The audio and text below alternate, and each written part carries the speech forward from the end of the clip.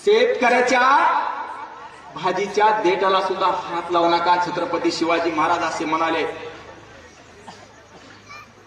बघा आता देठ हा भाजी खुडून घेतल्यानंतर देठ तर फेकून द्यायचा असतो, पण जे फेकून द्यायचं आहे आणि ते शेतकऱ्याचं आहे त्याला सुद्धा हात लावू नका. एवढी छत्रपती शिवाजी महाराजांनी शेतकऱ्याची काळजी घेतली.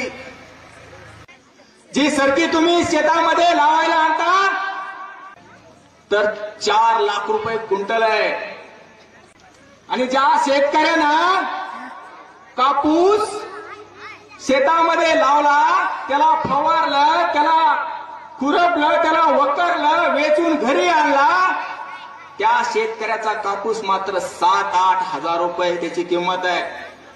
काय अशी प्रक्रिया केली की त्या कापसाची 4 लाख रुपये किंमत झाली.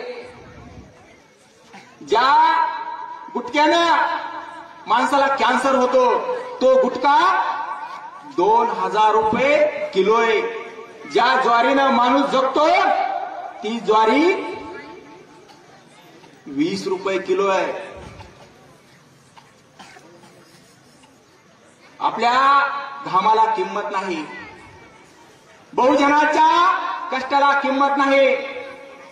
बघा आपण जर पिक्चर बघायला गेलं तर माधुरी दीक्षितचा पिक्चर जर बघायला गेला तर माधुरी दीक्षित त्या समोर स्वतः नसती, तिचं आपल्याला चित्र दाखवलं जात आहे, पण तिथं तिकीट आपल्याला अगोदर काढलं जात आहे.